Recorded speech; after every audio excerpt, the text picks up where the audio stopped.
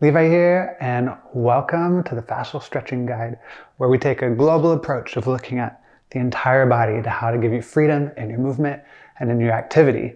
So this video particularly is for you runners out there, and runners who are looking to address maybe some pain, some discomfort, some areas in their body where they feel caught up and is keeping you from being able to fully engage running like you know you can or like you want to.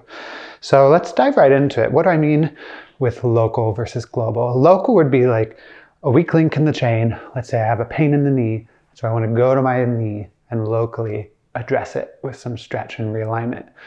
Global is more of a piece where we're looking at the fascial body. The fascia is the connective tissue that wraps everything, and it's one unit, which means if it has a pull or tension towards somewhere, it's going to affect chains of movement through your entire body. So that's what we mean by the global approach. So for you runners out there, I imagine that you have a few areas of key interest and value that you want to address so that you can run longer and without pain. So we want to look at the hip flexors. For a lot of runners I see, they're tight in the hip flexors, which means that this shortening that happens here lengthens the glutes, which means that neurologically you're not going to be able to fire your glutes like you need to be able to propel you forward. So your run might eventually start to look like kind of a little bit of a lean over, and it's more like a controlled fall forward, which is actually wear and tear on the body because you're not using the muscles in symphony to be able to move through ranges of motion that act as therapy for you. So we want to create these alignments in your body so that movement becomes self-massage versus something that's wearing you down.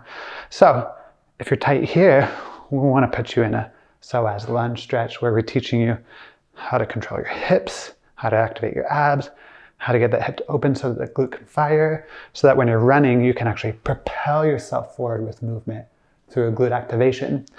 Then we want to move down into the quads, and we want to assess, are they hyperextending?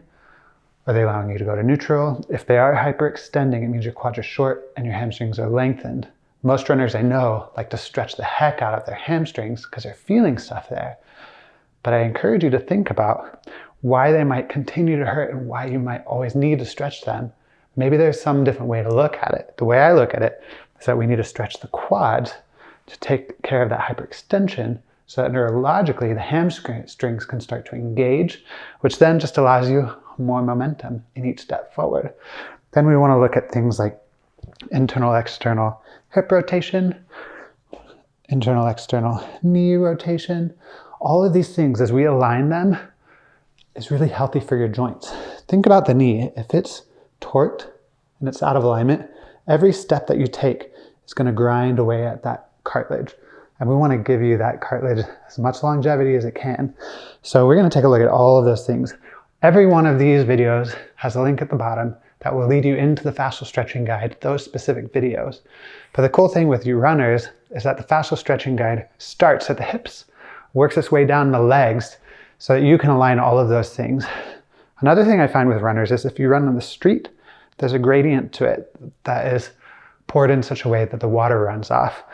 And so a lot of times I find runners have a fallen arch and a raised arch, and then a hip that's a little higher than the others. We cover all of those in videos. Now those are all local areas for you runners. But if you're interested in really fixing everything and aligning the whole body because you live in an entire unit, then you will want to consider working your way through the entire Fascial Stretch Guide, all the way up the spine, through the neck, out the arms. Because everywhere that we bring proper alignment to the body, it's going to benefit movement across your entire body, because that's just the way fascia works. So we're excited to dive into that with you. We're excited to get you running pain-free. We're excited to get you into your activity in a way that you want to engage it. And we love sharing this kind of information. If you're part of a running group or you know someone who's into running, share this video with them. Again, there's a link to the playlist in the description, and we're looking forward to seeing you there and hearing how this affects your body.